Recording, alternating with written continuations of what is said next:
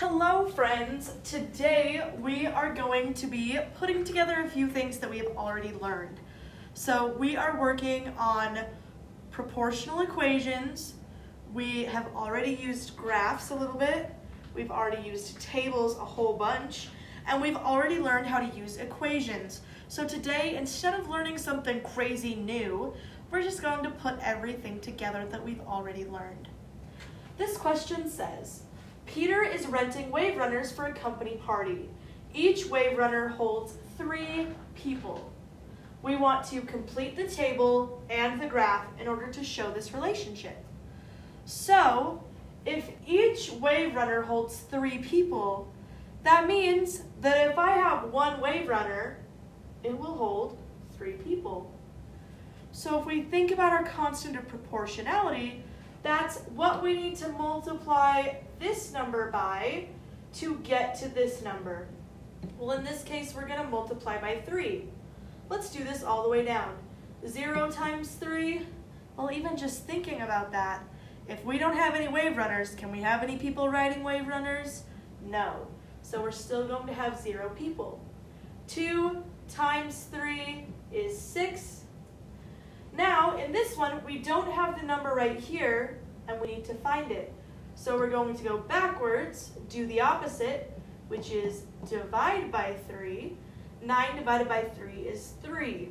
So that means that if we have 3 wave runners, 9 people can use them at the same time.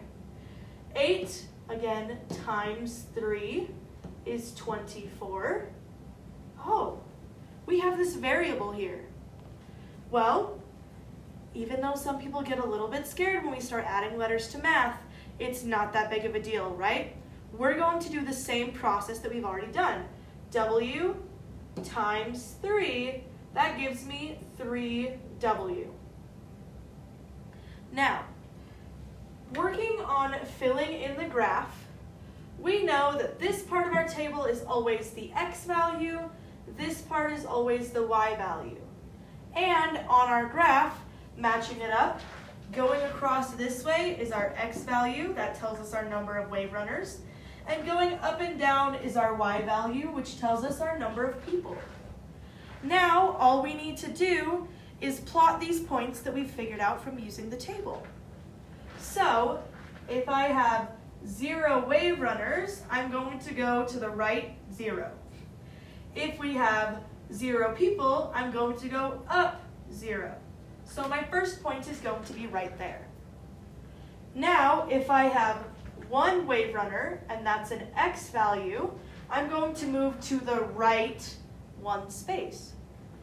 Now, I have 3 as my Y value, as my number of people, so I'm going to move right 1, up 3. Now this next part, we have 2 and 6, so I'm going to move to the right 2, up 6. 3 and 9 gives me to the right 3, up 9.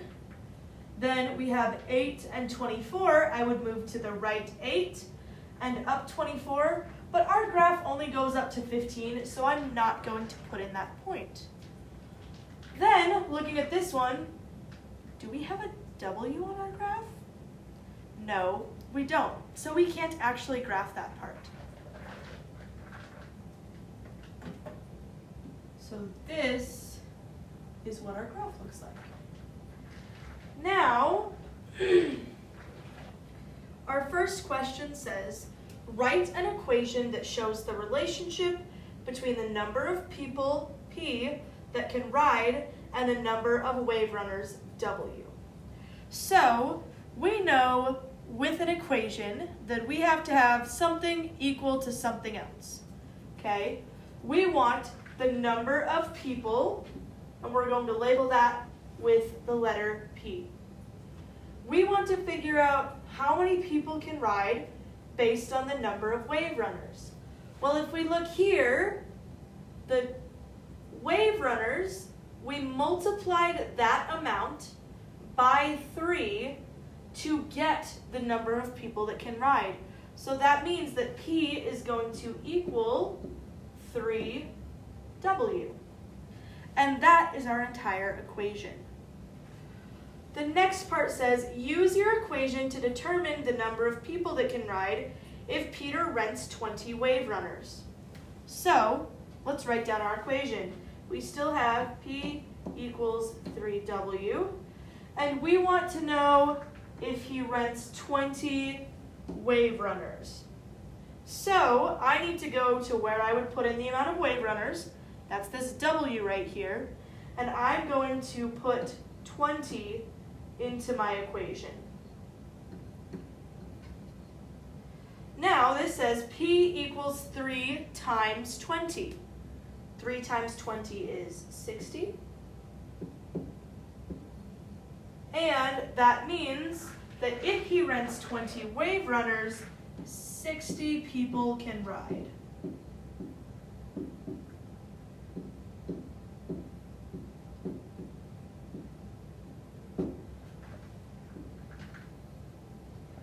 A great way to double check your answer to make sure that this is correct is by plugging this in to our table.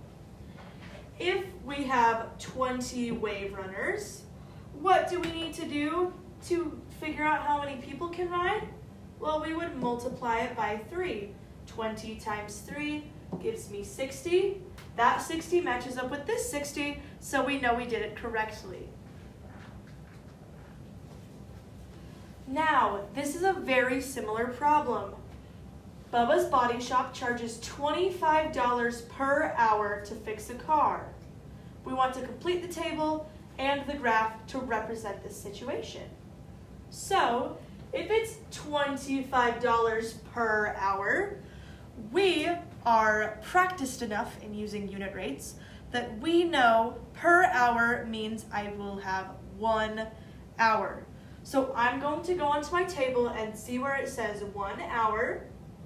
I know that I'm going to have $25 in 1 hour. So that means that my constant of proportionality is going to be 25. I'm multiplying each of these time amounts by 25 to get the cost. So 0 times 25 is still 0. 2 times 25 is 50. Now we're going backwards, so we need to do the opposite of multiplying by 25, which is dividing by 25. 75 divided by 25 is 3. 8 times 25. This might be a little tricky. One of the easy ways to think about this part is like counting quarters. If I have 8 quarters, how much money do I have? $2, which is like 200 cents. Now we have another variable, but just like we saw last time, it's not that bad. We're still going to multiply by 25. T times 25 is 25t. Now we want to graph. So if we look at our time in hours, we want to label this x-axis with time in hours. That's our label for this part, and that is our x-axis. Then we have our y-axis, which gives us our cost in dollars, and that is our label for our y-axis. We need to make sure when we're doing graphs that we label both of those pieces so that we know exactly what we're looking at. Now, we have 0, 1, 2, 3, 8, okay? That's going to be really easy to label just 0 through 10 on this bottom line. Now I could write out every single number, 0, 1, 2, 3, 4, 5, 6, 7, 8, 9, 10, but sometimes that can get a little squishy on our graphs, and so we want to leave a little bit of extra space. The way I'm going to label this is I'm going to do 0, I'm not going to label 1, I'm going to label 2 after that. Here's the third line, 4, 5, 6, 7, 8, 9, and 10. Now that we have this bottom label, let's look at the side. Now, if we look at our cost in dollars, we started out with 0 and got to 200. I think if I label it counting by ones, it's not really going to make it up to 200, right? It's going to be a super crazy graph. So what we need to do instead is write a scale of a different number. If I know that my unit rate is 25, that constant of proportionality, then I'm just going to go ahead and label 25, 50, 75, 100, 125, 150, 175, 200, 225, and 250. Now it's nicely spaced out. I'm using that constant of proportionality to be able to label, and I've gotten in everything I need. So when we are going back to graph this, I have 0 for my x value and 0 for my y value. That means I'm going to move over 0 and up 0. My second part is over 1 to the right and up 25. So I'm going to go to the right 1 and up 25. Now make sure, don't get tricked by your labeling. This is 1 because we know we have 1, 2, 3, 4, 5, right? All the way across. So I'm not going to go over to this 2, I need to go over 1. And then because I'm counting by 25s, I'm going to go up to that first line because that's where my 25 label would be. Now I have 2 for my x value and 50 for my y value. I'm going to go to the right 2, up 50, to the right 3, up 75, to the right 8, and up to 200. Sometimes it can be kind of tricky to graph things when they're that far away from both of our axes. So what I would do is if you're on your paper, I would put your finger on the 8, put your other finger on the 200, and follow them up and over until they match. And then you make sure that you got your dot in the right part. Okay? Then again, we have 25t. We don't have any t's on either of our axis parts of our graph. So we aren't going to graph that one.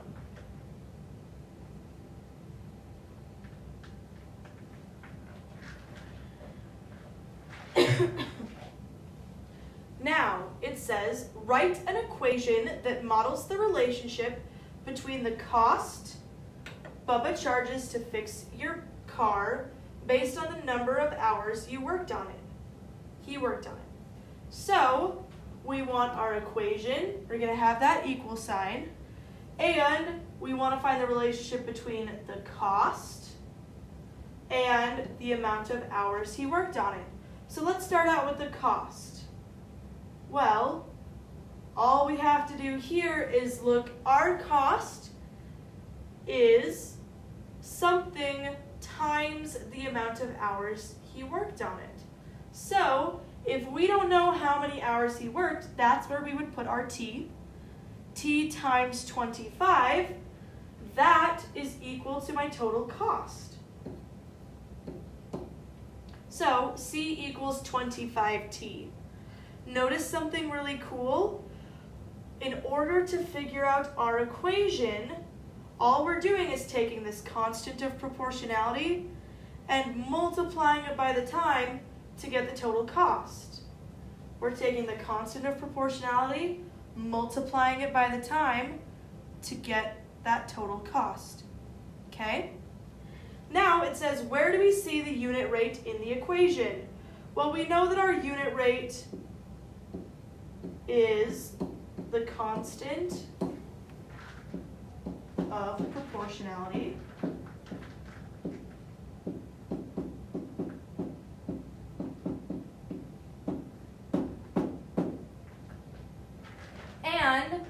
see this in our table right here. Well, when we look at our equation, that constant of proportionality is that 25 right there. Now, we want to use our equation to determine how much you would charge if it took 12 hours to fix your car. So, let's start out with our equation. We have C equals 25T. Then we want to plug in what we do know to solve for what we don't. Well, we know it took him 12 hours. So, we need to think about that. Is the 12 hours the cost, or is the 12 hours the time? 12 hours is the time that he took. So, we're going to put C, because we don't know what the cost is yet, equals 25, our constant of proportionality, times the time it took him to fix it, which was 12 hours. Now, 25 times 12, what would that give you? Well, we know if we have 4 quarters, it's $1, 8 quarters is $2, and 12 quarters is $3, so 25 times 12 is going to be 300. Which means that if it takes him 12 hours to fix your car, you would be spending $300.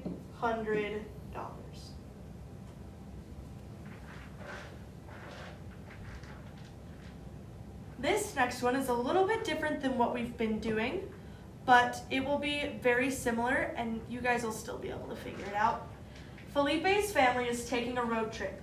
The distance they travel can be modeled by the equation y equals 60x, where y represents the distance they traveled in miles. So we're going to label distance and it's in miles. And x represents the time in hours. We want to complete the table and the graph. So, looking back at the last problem, we did the table and the graph and then used that to make our equation. Well, in this case, we know that this number right here is our constant of proportionality. Okay? So, when I'm filling in the table, I can put 1, 2, 3, 4, 5, 6, and I will just multiply it by the constant of proportionality in order to solve. Now, let's look at our labels. We know that the x value always goes right here, and that is our time in hours. And the y value always goes right here, and that is our distance in miles. So, what is our constant of proportionality? That's this 60. We're going to multiply by 60. 1 times 60 is 60. Oh, and there's one thing that I almost forgot. We don't want to start out with 1. We always want to start out at the origin at 0. So, we, instead of starting with 1, need to start with 0, and then do 1, 2, 3, 4, 5. Now we can multiply by the constant of proportionality. 0 times 60 gives me 0 still. 1 times 60 is 60. 2 times 60 is 120. 3 times 60 is 180. 4 times 60 is 240. And 5 times 60 is 300. Now we want to label our graph. So we're going to scoot this down just a little bit.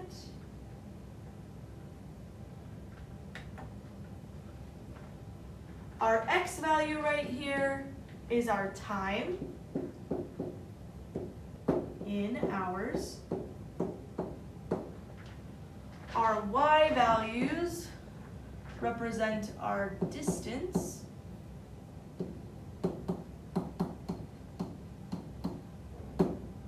in miles. And now we just need to put in our numbers. So, in order to figure out the scale, we're going from 0 to 5. So we might as well do our x values on the bottom, label them in the same way that we did last time. 0, 2, 4, 6, 8, and 10. Now, on this one, we're trying to get clear up to 300.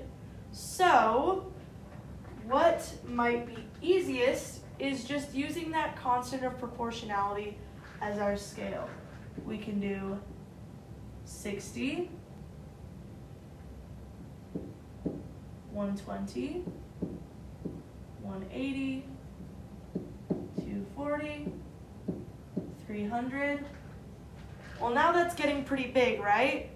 So we could do that as our every other label. So 60, 120, 180, 240, and 300. What this makes our scale is just that we're counting by 30s instead of 60, and we're labeling every other one. Now, looking at our graph, we have 0 for our x value, 0 for our y value. That's going to stay right at the origin. Now we have 1 for our x value and 60 for our y value, so I'm going to move to the right 1, up 60. 2 and 120 means I'm going to move to the right 2 and up 120. To the right 3, up 180. To the right 4 and up 240. Oops, tapped the screen a little bit. And to the right 5 and up to 300.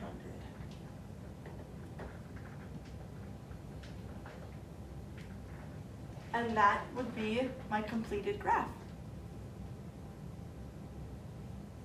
This last one is very similar to the one we just did, but we're adding an extra little step. This says it takes Mara 3.5 minutes to walk a quarter of a mile. Complete the table and the graph to show this relationship. Well, the last couple of them have been telling us our unit rate, and this one doesn't. So, because we have learned all of this before, we know exactly how to find a unit rate. If we have 3.5 minutes and 1/4 of a mile, we can either use a table or division to solve for our unit rate. So, I want to find the distance and our time. This is our x and our y. So we want to find out how many minutes it takes us per mile, which means that I can do 3.5 minutes divided by a quarter of a mile. Now we can just divide this 3.5 divided by a 1/4, but that isn't an improper fraction, so we need to change it first. We're going to have 2 times 3 is 6, plus 1 is 7, so we have 7/2 of a minute divided by a quarter of a mile. And then we don't like dividing by fractions, so we multiply by the reciprocal, which means we're going to have 7/2 times 4/1. I notice that I can cross simplify and divide 2 out of both of these. So 7 times 2 is 14, and 1 times 1 is 1. 14 divided by 1 is 14. So Now all that tells us is that we have 14 minutes per, is like that division sign, and mile. So where would 14 minutes per mile fit on our table? Well, if we look, we have 1 mile right here. That means that we have 14 minutes right there. Now, let's work on filling in the rest of the table. 0 times 14 is 0. 1 times 14 is 14. 2 times 14 is 28. 3 times 14 is 52. 4 times 14 is, sorry, sometimes I can't do these very well in my head. 66, and 5 times 14 is 80. Now, let's complete our graph. We have the distance in miles, we have our time, so I'm going to go over 0 to the right and up 0. If I go 1 mile, that means I need to go 1 to the right, and then up 14 for my time, over 2, up 28. Sometimes even teachers make mistakes. If we notice, I got a little bit mixed up on some of these. This one should be 42, not 52. This one should be 56, and this one should be 70, not 80. Okay, now back to our graph. So now we're going to the right 3 and up to 42, to the right 4 and up to 56, and to the right 5 and up 70. There, now we're all squared away. That is our graph. Now, I used this space to show my work. We're going to erase this part really quick so that we can finish answering this question. This says, write an equation to represent the amount of time it takes Mara to walk D miles. So, again, we're trying to find out our time. That's our y value. And that's going to be equal to our constant of proportionality times our distance. Well, our constant of proportionality is 14. So t equals 14d. And that's all we have for this week. If you have any questions, make sure to email your teachers, and have a good rest of your day.